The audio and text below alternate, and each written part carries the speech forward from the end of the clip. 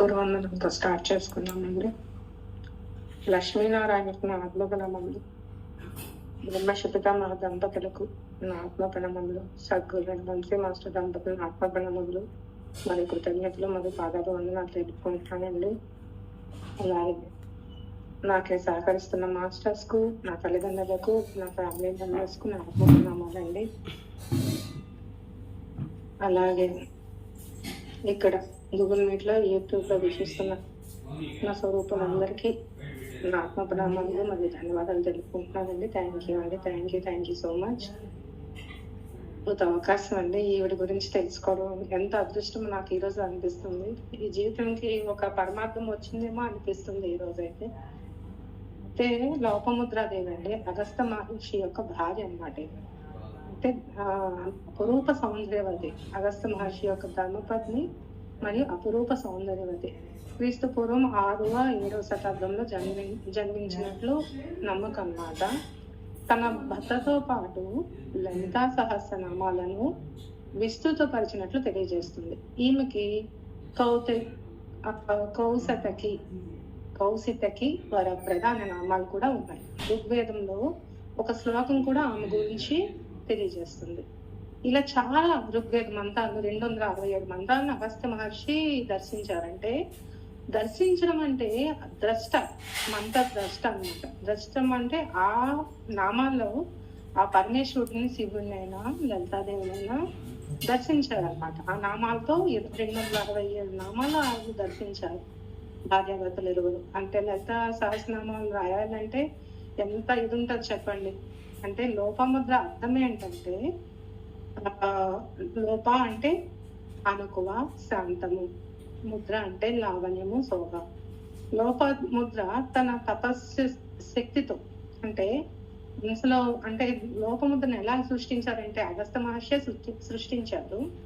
అది ఎలా సృష్టించారంటే తన తపశ్శక్తితో హంసలో మృదుత్వం, మయూరంలో అహంకారం, సింహంలో ధైర్యం, ఏనుగులో గంభీరం, కుక్క పిల్లలో కరుణ, అన్ని ఒకే రూపంలో ఎలా నింపాలి అన్ని సంకల్పం చేసుకొని అలా సృష్టించారు లోపముద్రాదేవి. అగస్త్య మహర్షి తన తపశ్శక్తితో ఆమెను సృష్టించారు. ఎందుకు సృష్టించారు? అసలు ఎందుకు సృష్టించాలి? మునులు, మహర్షులు, ఋషులు, తపస్సులు కార్యకారణం ఉంటుంది. ఒక లోక విదితమై ఉంటుంది, అది శ్రేయస్కరమై ఉంటుంది అని ఆయన సృష్టించారు. విదర్భరాజుకి ఇచ్చారు అనమాట. విదర్భరాజుకి ఇచ్చారు, పెంచమన్నారు అనమాట. విదర్భరాజుకి పెంచమని ఇచ్చారు. ఆమె పెరిగి పెద్దదై తల్లిదండ్రులకు ఆమె సుగుణాలను చూసి ముచ్చటేసిందంట. అసలైతే ఎంత ముచ్చటేసిందంటే, చూసి అబ్బాయి ఎంత సౌందర్యవతి, ఎంత రూపవతి, ఎంత గుణవతి, ఈమెని ఎవరు పెళ్లి చేసుకుంటారో, ఇంకా పెళ్లి వయసు వచ్చింది కదా, పెళ్లి చేయాలి అని అనుకున్నారు. నిశ్చయించుకున్నారు ఇద్దరు, విదర్భరాజు యొక్క వాళ్ళు రాజులు, ఆ దంపతులు. అయితే ఇంకా వరుడు గురించి ఎదుగుతూ ఉన్నారు. కానీ అగస్త్య మహర్షి తపోశక్తి గురించి అందరికీ తెలిసిందే కదా. అయ్యో, అగస్త్య మహర్షియే సృష్టించాడు కదా లోపముద్రాదేవిని, ఎట్లా చేసుకుంటారు? కొంచెం భయం అనమాట. ఆ రోజుల్లో ఆ రాజులకు గాని వాళ్ళకి గాని భయం అనమాట. తపశక్తికి ఇది ఎవరని. మరి అలా అని కన్న తండ్రి చూస్తూ ఉండలేదు కదా. అంటే యుక్త వయసు వచ్చిన కన్యకి పెళ్లి చేయాలన్న సంకల్పం అయితే ఉంటది కదా. విదర్భరాజు ఏమొచ్చి కొంత జోక్యం చేసుకొని లోపముద్రాదేవిని వివాహం చేయడానికి అగస్త్య మహర్షికి ఆజ్ఞ అడుగుతాడు అన్నమాట. అగస్త్య మహర్షికి ఆజ్ఞ అడిగితే ఆమె ఏంటి, అపురూప సౌందర్యవతి, అపురూప గుణవతి అయిన ఆమె ఉంటుంది కదా. ఆయన ఏం చేస్తాడు, ఫస్ట్ టైం వచ్చి అడిగినప్పుడు ఆయన లోపముద్ర నేనే భర్తనవుతాను అంటాడు అనమాట. నాకే ఇచ్చి పెళ్లి చేయండి, నేనే భర్తనవుతాను అంటాడు. ఇదేంటి ఇట్లా చాలా విచిత్రంగా అనిపిస్తుంది కోరిక. ఈ విచిత్రం వెనకాల మహత్తర సందేశం తప్పకుండా ఉంటుంది. కానీ అగస్త్య మహర్షి ఆలోచన వెనకాలనే విదర్భరాజు కుంగిపోయాడు. ఏమిటి నేను ఈ మునికి ఇచ్చేదేంటి, మునివర్యులు కదా, కానీ ఎప్పుడు నార వస్త్రాలు ధరించుకునే ఒక మునికి నా భర్తగా సేవించలే మునీశ్వరునికి సేవిస్తున్నట్లు కొంతకాలం అయ్యాక అంటే ఎలా ఇవ్వాలి అని ఆలోచిస్తారు కదా. ఎవరైనా తల్లిదండ్రులు అట్లానే ఆలోచిస్తారు. కాబట్టి అట్లా ఆలోచించాడు. ఆ టైంలో ఆలోచించినా సరే ఆయన ఒక నిర్ణయం తీసుకున్నాడు. పెళ్లి చేసేస్తాను. అడిగారు, ఋషివర్యులు అడిగారు. అప్పుడు ఆమెకు అడుగుతారనమాట. ఎవరికి? లోపముద్రాదేవికి. అడిగితే నాకు సమ్మతమే, నేను పెళ్లి చేసుకుంటానని చెప్తాదన్నమాట. పెళ్లి చేసేస్తారు. పెళ్లి చేసిన తర్వాత వాళ్ళు చాలా సుఖ సంతోషాలతో జీవిస్తూ ఉంటారు. కానీ ఋషివర్యులకి ఇచ్చేసాను ఒక చిన్న ఇది ఉంటుంది కదా తల్లిదండ్రులకి, అయితే ఉందన్నమాట. కానీ మొత్తం కథలన్నీ పక్కన పెడదాం. అసలు ఆమె యొక్క దివ్య లక్షణాలు తెలుసుకుందాం. అంటే ఆమె ఎట్లా ఇదైంది అంటే ఆమె యొక్క దివ్య లక్షణాలు మనకి శ్రేయస్కరం అన్నారు కదా, మనకి ఎలా ఉపయోగపడ్డాయి, మన జీవితాన్ని మనం ఏం నేర్చుకోవాలి, అవన్నీ మనం ఇప్పుడు తెలుసుకుందాం. బ్రహ్మవాది అండి ఆమె. అంటే బ్రహ్మవాది అనే పదానికి లోతైన అర్థం ఉందండి. బ్రహ్మం అంటే సర్వం వ్యాప్తిమైన పరమ సత్యం. పరమ సత్యం ఏంటి? ఆ పరమతత్వం ఏంటి? ఆ తత్వాన్ని తెలుసుకొని దాన్ని గురించి బోధించే వాళ్ళు, దాన్ని అనుసరించే వాళ్ళు ఉంటారన్నమాట. వాళ్ళే బ్రహ్మవాదులని పిలువబడతారు. అంటే నేను ఈ శరీరం కాదు, నాలో ఉన్న ఆత్మ నిజమైన తత్వస్వరూపం ఏంటి? నా ఆత్మ పరబ్రహ్మంలో ఏకత్వం కలిగి ఉండడం అన్నది బ్రహ్మవాదం అంటే. అంటే ఇప్పుడు ఎగ్జాంపుల్ తీసుకుందామండి. వేరు ప్రాంతాల్లో వేరు పాత్రల్లో నీరు ఉన్నా వాటిని నీటి స్వభావం ఒకటే. సముద్రంలో ఉంటుంది, నెక్స్ట్ చెరువుల్లో ఉంటుంది, మన పాత్రల్లో ఉంటుంది, మన దీంట్లో ఉంటుంది, ప్యూరిఫైర్ లో ఉంటుంది. పాత్ర స్వభావం ఒకటే కదా, నీటి స్వభావం ఒకటే. అట్లాగే మనం ఇక్కడ ఇంతమంది వేరు శరీరాలు, పేర్లు, స్వభావాలు ఉన్న అందులో ఉన్న ఆత్మతత్వం అయితే ఒక్కటే. ఆ స్వభావం వల్ల నీటి స్వభావం మీద ఉంటుందో అలానే ఉంటుంది అన్నమాట. ఇంకా సరళంగా చెప్పుకున్నామంటే ప్రతి జీవిలో పరమాత్మను చూడగలిగే ఆ జ్ఞాన మార్గాన్ని అన్వేషించడం, అనుసరించడం, అదే బ్రహ్మవాదం అంటే. అంటే ప్రతి జీవిలో ఎన్లైట్మెంట్ గా అనుసరించిన వాడే బ్రహ్మవాది. ఇంకా దీనికి ఎగ్జాంపుల్స్ చెప్పాలంటే శ్రీ శంకరాచార్యులు ఉన్నారండి. ఆయన ఏంటి బ్రహ్మవాదంలో ఏం తీసుకున్నారు? అద్వైత తత్వంలో జీవాత్మ పరమాత్మ ఏకత్వాన్ని తీసుకున్నారు. రామహన మహర్షి తీసుకున్నారు. ఆత్మ బ్రహ్మం గురించి లోతైన జ్ఞానాన్ని గురించి బోధించిన ఋషి. ఇంకా యాజ్ఞవల్క మహర్షి, ఆయన ఏంటి ఆత్మ పరబ్రహ్మం గురించి లోతైన జ్ఞానాన్ని బోధించిన ఋషి అన్నమాట. ఇంకా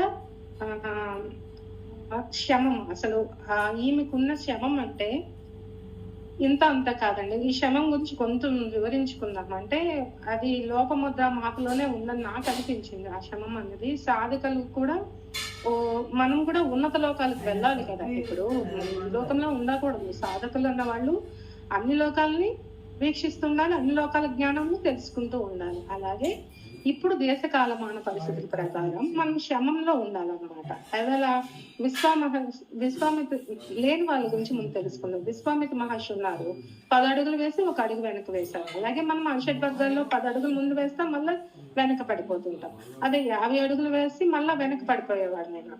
అలా కాకుండా ఈ జీవితం అంతా శమంతో కంట్రోల్ చేయలేకపోతే తన సాధనని మనం ముందుకు తీసుకెళ్ళాము. ఇంకా శమంలో ఎక్కువగా ఉన్న వాళ్ళ ఎగ్జాంపుల్ అంటే నాకైతే గుర్తొచ్చింది రాముడి యొక్క అక్క అయిన శాంతని తీసుకుందాం. ఆమె శ్రీరాములు వారి జన్మించక ముందు జరిగింది ఈ స్టోరీ అంతా మనకి అందరికీ తెలుసు. కొంత మరలా రిపీట్ చేసుకున్నాం. ఎలా అంటే ఆమె అక్కైనా సరైన నక్షత్రంలో పుట్టలేదని, జన్మించలేదని, అక్కడ కరువు కాటకాలు వస్తాయని వేరే వాళ్ళకి దత్తత ఇచ్చేస్తారు అన్నమాట. రోమపాదుడు అన్న మహర్షికి దత్తత ఇస్తారు. తర్వాత తనకన్నా తండ్రిని వదిలించుకున్నారు కదా, ఎలాగలో వదిలించుకున్నారో ఆమె తెలుస్తుంది అనమాట. ఆమె శాంతమాతకి అన్న విషయం తెలిసిన ఆమె శమంలోనే ఉంది. ఆ తండ్రి మీద కోప్పడలేదు, తల్లిదండ్రుల మీద ఇది చేయలేదు, ఏమీ చేయలేదు. రామపాదుడు రాజ్యంలో కరువు కాటకాలు వచ్చాయంట ఒక టైం వచ్చినప్పుడు ఆ రాజ్యంలో ఋష్యశృంగుడు అనే ఋషి ఉన్నాడు అనమాట. అతడు ఈ రాజ్యంలోకి వస్తేనే ఆ కరువు కాటకాలు పోతాయని నమ్మకం ఉందన్నమాట. ఋష్యశృంగుడు ఏం చేశాడు, వాళ్ళ నాన్నగారు ఏం చేశారంటే ఎంతగా పెంచారంటే శమంలో అన్నది 0 లెవెల్లో పెంచారనమాట. 0 లెవెల్లో పరిపూర్ణమైన శుద్ధిని, ట్రైనింగ్ ని ఇచ్చి పెంచారనమాట. శమం అంటే పరిపూర్ణమైన శుద్ధి, మనస్సు అంటే శమం అంటే అక్కడ పరిపూర్ణమైన మనస్సు, శుద్ధిగా ఉన్న మనస్సు, కామ క్రోధ లోభ మదమాత్సర్యాలు అంటే స్త్రీ స్త్రీ అన్నది ఉన్నది కాదని తెలియదు ఆయనకి, కామం ఉన్నది కూడా తెలియదు ఆయనకి, అదేం తెలీదు. ఆయన 0 లెవెల్లో ఆయన తండ్రి పెంచుతారనమాట. అటువంటి సాధన పర్ఫెక్షన్ ని చేయిస్తారనమాట. అంటే ఋష్యశృంగుడు లెవెల్ మైండ్ ఎలా ఉంటదంటే 0 లెవెల్లో ఉన్న వ్యక్తి తేడా ఆయనకి ఎవరికి తెలియదు అనమాట, ఏం తెలియదు. కాకపోతే ఆయనకి ఏంటంటే సాధన ఒక్కటే తెలుసు అనమాట. ఆయన లెవెల్లో సర్కిల్లో పూర్తి చేయాలన్నమాట. ఇప్పుడు ఒక హాఫ్ సర్కిల్ ఉంది, ఒక పూర్తి సర్కిల్ కావాలంటే అటువంటి సర్కిల్ ఉన్న వ్యక్తినే పెళ్లి చేయాలన్నమాట. పెళ్లి చేస్తేనే ఆ రాజ్యంలో ఏంటి లేకపోతే మల్లాల్లో ఉన్న వ్యక్తిని గాని లేకపోతే కోరికలో ఉన్న వ్యక్తిని గాని పెళ్లి చేస్తే వాళ్ళు చచ్చిపోతారు అనమాట ఋషిశృంగుడికి. అందుకని ఆ రాజ్యంలో శాంత గురించి ఉంటది అనమాట, శాంతమాత గురించి అనుకుంటూ ఉంటారు. సాధన చేసి ఆమె కూడా కరువు కాటకాలు పోవాలని సాధన చేస్తుంది అనమాట, విపరీతమైన సాధన చేస్తుంది అనమాట. అటువంటి క్వాలిటీ శాంతమాతలోనే ఉన్నాయని తెలిసి ఋషిశృంగుడు చేసుకుంటాడు అనమాట. ఎందుకంటే చూడండి, ఇప్పుడు ఆ కామ క్రోధ లోభ మదమాసాలు ఒక్కొక్కటిగా జయించింది ఆమె. అంటే ఆమెకు ఉండేవి ఆమె జయించి ఆ 0 మైండ్ ఆఫ్ స్టేటస్ కి వెళ్ళింది. ఈయన వచ్చి మొదటి నుంచి అదే స్టేటస్ లో ఉన్నారు. అటువంటి వ్యక్తికి ఇచ్చే పెళ్లి చేయాలన్నమాట. అప్పుడు పెళ్లి చేస్తేనే ఆ కరువు కాటకాలు అనేవి తగ్గుతాయి అన్నది అక్కడ వాళ్ళు చెప్తూ ఉన్నారండి. చూడండి, అంటే ఇప్పుడు మన ఎగ్జాంపుల్ అంటే దాన్ని ఇంకా వివరంగా చెప్పుకోవాలంటే గుర్తుపెట్టుకోవాల్సింది ఏంటంటే తన స్థాయి తనకన్నా తక్కువ ఉన్న స్థాయి అయినా తనకున్న ఎక్కువ స్థాయి అయినా తన స్థాయిలో ఉన్న చైతన్యంతో కనెక్ట్ అయ్యి ఈ హాఫ్ సర్కిల్ ని ఇంకో హాఫ్ సర్కిల్ తో ఇచ్చేయాలి. అంటే అర్ధనారీశ్వర తత్వంలో అయినా శివపార్వతులుగా కనెక్ట్ చేయాలన్నమాట. అంటే ఇప్పుడు చూడండి, ఒక మ్యాగ్నెటిక్ ఉంది, ఎలా అయితే విరుద్ధ ధ్రువాలని ఆకర్షిస్తుంది మ్యాగ్నెట్ అనేది, అయస్కాంతాన్ని ఆకర్షిస్తుంది, ఇనుముని ఆకర్షిస్తుంది. అట్లా ఆకర్షించుకుంటేనే ఆ విధంగా కనెక్ట్ అవుతారనమాట. అంటే ఆ విధంగా రాజ్యంలో ఋషిశృంగుడిని తీసుకొస్తారు. రాజ్యంలో వర్షాలు పడతాయి, తర్వాత పెళ్లి చేసుకుంటారు. శ్రీరామచంద్రుల వారు వెళ్ళి తన అక్కకు అన్యాయం జరిగిందని రాజ్యంలోకి తీసుకువస్తారు. అక్కడ తన తండ్రి సంపదలు ఏమాత్రం స్వీకరించకుండానే చిన్న గుడిసెలోనే అంటే ఆశ్రమంలోనే జీవిస్తూ ఉంటుంది శాంతామాత. అంతటి శమం కలిగిన వ్యక్తి అంటే కామ క్రోధ లోభ మదమాశ్రయాలను రోల్ మోడల్ గా తీసుకోవాలంటే ఆమెనే తీసుకోవాలంటే.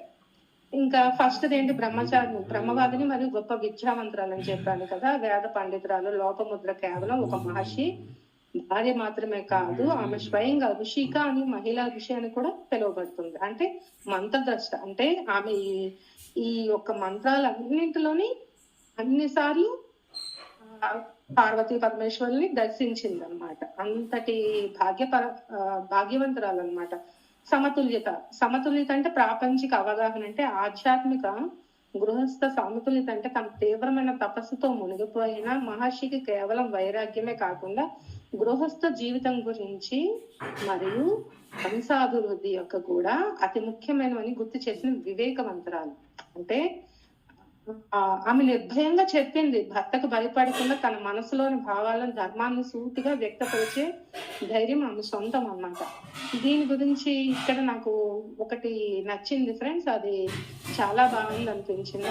అసలు ఇలా కూడా ఉంటారా అన్నది, ఋషిపత్నులు ఇలాగానే ఉంటారా అనిపించింది అన్నమాట. అంటే భర్త సేవించిన ఒక మునీశ్వరుడిని సేవిస్తున్నట్టుగా ఆమెను సేవిస్తూ ఉంది. అంటే పరిచర్యలు చేస్తూ ఆశ్రమంలో ఏమేమి కావాలో అవన్నీ చూస్తూ ఆయనకి సపర్యలు చేస్తూ ఉన్నదన్నమాట. కానీ ఆ అపురూపమైన సౌందర్యవతను చూసి ఒక్కసారి అగస్త్య మహర్షికి కూడా సంతానాధ్యాయ ఆమె దగ్గరికి వెళ్తాడనమాట. ఆమెను చేరినప్పుడు లోకముద్ర ఒక మాట నెమ్మదిగా చెప్తుంది. తన సంతాధ్యాయు అతన్ని చేరబోయినప్పుడు ఆయన సంభోగాన్ని సిద్ధమవుతున్నాడు కదా అని అనుకున్నప్పుడు ఆమె ఫస్ట్ అతని పాదాలను తాకుతుంది అనమాట. నమస్కరించి నాకు ఒక చిన్న విన్నపం ఉందండి అని అడుగుతుంది అనమాట. ఏమిటి ఆ విన్నపము నేను అడుగుతాను అనమాట అగస్త్య మహర్షి. నేను చక్కని వస్త్రాలతోటి ఆభరణాలతోటి సర్వాంగ భవిష్యత్తమై ఉండాలి, మీరు కూడా ఆ సంభోగ అభిలాషులై వచ్చి నేను అనేక ఆ వైపూతలను అవన్నీ పూసుకొని మంచి దండలు మంచి ఆహ్లాదకంగా ఉండేటట్టు మీరు కూడా ఉండాలని భర్తతో చెప్తదన్నమాట సున్నితంగా. అంటే భార్యను సంతానార్థి చేరడం ప్రకృతి సహజం, కానీ అక్కడ మనసు పులకించడం అనేది మనసు పులకించాలన్నమాట. ఇద్దరు సంభోగం చేసినప్పుడు మనస్సు పులకించాలి. అంటే ముఖ్యమైన విషయం ఏంటంటే మనస్సు శరీరం కూడా ఒకళ్ళు అర్పించుకునే సమయంలో ఆహ్లాదకరమైన వాతావరణం ఇద్దరికి ఒకరి పట్ల ఒక ప్రేమ చేరాలి. ఈ విషయం చాలా సున్నితంగా చెప్పింది అనమాట. ఇది నాకు చాలా అసలు ఎక్కడో కనెక్ట్ అయింది. అంటే అంత సున్నితంగా చెప్పడం ఈ రోజుల్లో ఎవరికి ఉంటుంది చెప్పండి. అంత సున్నితంగా ఆయన అడగడం, అంత వేదిక భర్త అయిన ఆయన అడగడం, ఆ అపురూప సౌందర్యవేత్త అయిన ఈవిడే ఆ విధంగా చెప్పడం, ఆ సున్నితత్వం అన్నది ఈ నన్నయ్య ఒక దీంట్లో తీసుకొచ్చారండి. ఇది అక్కడ నన్నయ్య దీంట్లో నుంచి నేను తీసుకొచ్చాను. అంటే నిత్యం ఆమె ఎందుకు అలా అడుగుతుంది అంటే, నిత్యం ఆమె తల్లిదండ్రులు ఆమె గురించి ఆలోచిస్తూ ఉంటారు కదా.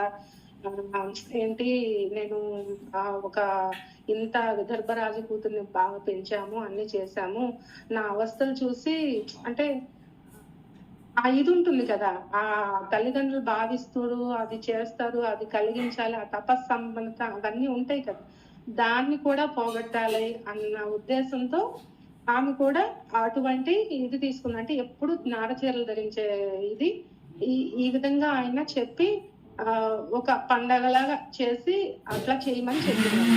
అట్లా ఆయన కూడా కొంచెం డబ్బు సంపాదించిన తర్వాతే, అంటే ఋషులకి డబ్బులు ఉండవు కదండి, ఋషులకి వాళ్ళకి డబ్బులు ఉండవు, కాకపోతే డబ్బులు సంపాదించిన తర్వాతే ఆయన దగ్గరికి వెళ్ళి ఆమె ఇచ్చేసారనమాట. అంటే చెప్పి ఒకరినొకరు అర్పించుకునే సమయంలో ఆ సంతానార్థులై వెళ్ళినప్పుడు తప్పకుండా ఒకరి మాటకు ఒకరు గౌరవించారట. అంటే అక్కడ ఒకరికి మాటకి ఒకరు ఎంత గౌరవించారని చెప్పడానికి ఎగ్జాంపుల్ తీసుకున్నాను. ఆవిడ చెప్పడం అంత సున్నితంగా చెప్పినా సరే ఆనందం కలిగించింది. అంటే తన స్త్రీ తనను పూర్తిగా వాంఛిస్తుంది, ఈ రకంగా ఉండాలి అని చెప్పిన సూచించిన అగస్త్య మహర్షికి ఎంత ఆనందం కలిగింది. ముందుగానే ఆయనకు తెలుసు తన మహర్షిని తను ఆమెను ఏ రకంగా సుఖపెడుతున్నానన్న విషయం కూడా ఆయన కొంచెం చూచాయిగా అర్థమవుతుంది. కానీ ఆమె నోటి వల్ల చెప్పడం వల్ల మరింత ఆనందం పొందాడు అనమాట ఆయన. తర్వాత చాలా సుఖమైన జీవితం గడుపుతారండి. అప్పుడు అనిపిస్తుంది చాలా కాలం ఆమె సహనంతో శాంతితోటి ఆమె కాలాన్ని ఎదుర్కొంటుంది. కాలాన్ని గడిపిన తర్వాత అంతేగాని పెళ్లి అయ్యి రాగానే ఇదిగో షరతులు అంటూ ఇప్పుడు ఉంటాయిగా, ఇన్ని షరతులు పెడతారు, నాకొక రూము, నీకొక రూము, నాకొక టీవీ, నీకొక టీవీ, ఇప్పుడు అన్ని షరతులే, నువ్వు స్వేచ్ఛగా ఉండు, నేను స్వేచ్ఛగా ఉండు, ఇవన్నీ షరతులు పెడతా ఉంటారు. అట్లాంటి స్వేచ్ఛాపూరితమైన వాతావరణం అక్కడ ఆ ఋషుల్లో ఆ దీంట్లో ఉన్నారంటే ఎంత తీసుకోవాలి వాళ్ళ దగ్గర నుంచి. అంటే మెల్లమెల్లగా వాళ్ళు ప్రేమ కలిగి ఆ ప్రేమ వల్ల భర్త సాన్నిధ్యం పెరిగాక అతను తన దగ్గరికి వచ్చిన వేళ మనసులో కోరికలు ఆపుకోవాలన్న విషయం లేదు, అవి సున్నితంగా మనం రక్షించుకోవచ్చు, సున్నితంగా చెప్పొచ్చు అన్నది ఇక్కడ ఈ మాట దగ్గర నుంచి మనం తెలుసుకోవచ్చు. తర్వాత తనకి ఆయన సంతోషపూరితుడై ఏంటంటే 1000 మందితో సమానమైన ఒక మహాబలశాలిని బుద్ధిమంతుడైన కుమారుని ఇస్తాడనమాట. గర్భం ధరించి ఆవిడ 7 సంవత్సరాల ఆ బిడ్డను తన కడుపులోనే మోసిన తర్వాత జన్మనిస్తుందన్న. నిష్కలంకుడు ఆయన అంట. చూడండి, నిష్కలంకుడు, సూర్య తేజస్వి, వేదాలతో సమానంగా వెల్లివేయగల దృఢ్యుడు ఆయన కుమార్ని పొందింది. భక్త అనురాగంతో సేవించి తన మనస్సుని ఆనందపరుచుకుని పుట్టింట వాళ్ళ యొక్క కోరికలు కూడా నెరవేర్చింది అనమాట. అంటే ఆహ్లాదపరిచింది, పుట్టింటి వాళ్ళని కూడా ఆహ్లాదపరిచింది. వంశోధారకుడిని లోపముద్ర అగస్త్య మహర్షికి సమర్పించింది. ఇది చక్కటి సందేశంగా భావించారనమాట దేవతలు వాళ్ళందరూ కూడా. ఇప్పుడు మనం అంటే బ్రహ్మవాదిని సమతుల్యత రెండు ఉన్నాయి. ఇంకా ఆమెలో ఇంకా గుణగుణాలు ఏమున్నాయంటే లలితాదేవి పరమ భక్తురాలండి. ఆమె శ్రీ విద్యా ఉపాసకురాలు, అంటే శ్రీ విద్య ఉపాసకురాలు, లోపాముద్ర త్రిపుర సుందరి దేవి యొక్క పరమ భక్తురాలు, ఆది విద్య ప్రవక్తురాలు. అంటే శ్రీ విద్యలో ముఖ్యమైన ఆది మహాదశి మంత్రాన్ని సాధన చేసి ప్రచారంలోకి తెచ్చారు. అంటే మొత్తం లలిత సహస్రనామాల్లో ఆమె గురించి కూడా ఉంటదన్నమాట.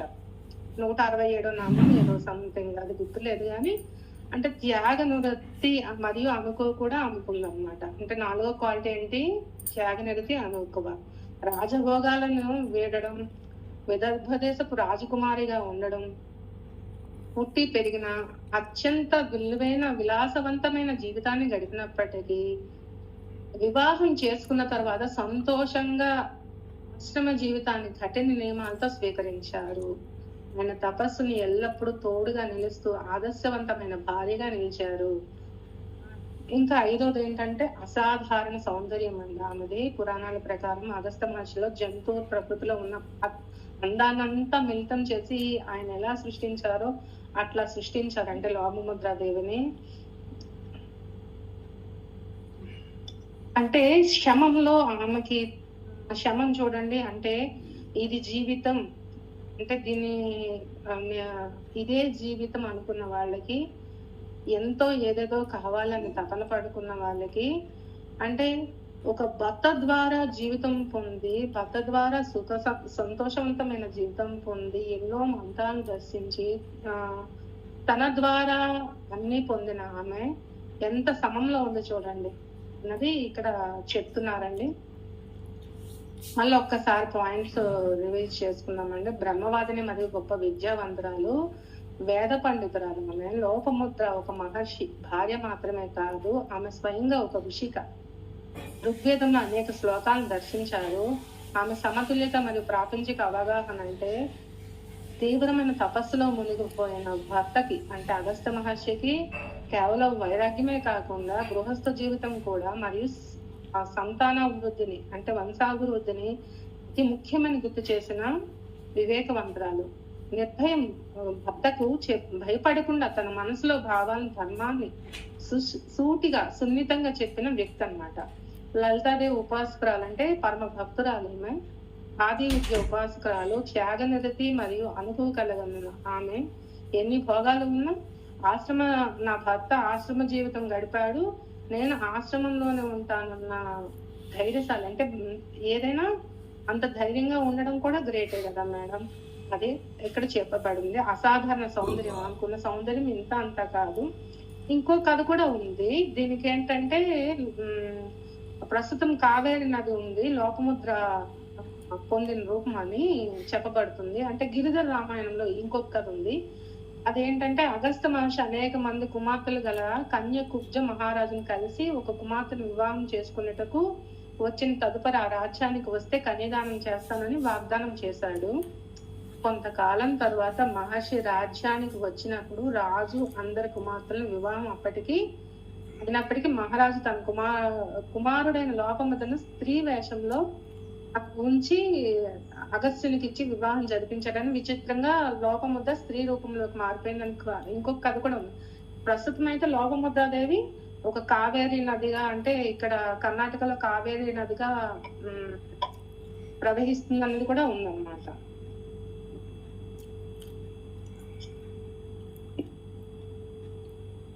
ఇంకా లోపముద్ర అంతరార్థం ఏంటంటే శ్రీ విద్యలోని కాది విద్య పంతస్వరూపం ఏమని చెప్తుందంటే కాది విద్య, ఇది అగస్త్య మహర్షి ప్రచారం చేశారు. ఆది విద్య అంటే లోపముద్రాదేవి ఉపాసించి ప్రసారం చేశారు. ఆది విద్య రూపమైన లోపముద్ర మంత్రం చేత అర్చించబడేది అనేది శ్రీ లలితాదేవి అని దీని అర్థం అన్నమాట. అంతరార్థం ఏంటంటే లోప అంటే నశించడం లేదా వదిలిపెట్టడం, ముద్ర అంటే ప్రాపంచిక సుఖాలు లేదా ఆనందాలు. భావం ఏంటంటే పరమానందమైన మోక్షాన్ని పొందడం కోసం శుద్ధమైన తాత్కాలికమైన లౌకిక సుఖాలను, భోగాలను త్యాగం చేసి యోగుల హృదయంలో కొలువై ఉండే తల్లి అని కూడా ఇది గుప్తార్థం ఉంది. ఇది 167వ నామం ఉందండి లలిత సహస్రనామంలో. అది ఫ్రెండ్స్, ఇది నా గురువులు చెప్పబడిన జ్ఞానము, నాకు అందించిన జ్ఞానం. ఆ లోపముద్రాదేవి సమేత అగస్త్య మహర్షికి వేల వేల కృతజ్ఞతలు. వాళ్ళే అందించారు నాకు ఈ జ్ఞానాన్ని. నేను ఈ జ్ఞానం తెలుసుకున్న తర్వాత నాకు చాలా అద్భుతం అనిపించింది. థ్యాంక్ యూ అండి. థ్యాంక్ యూ సో మచ్ అండి.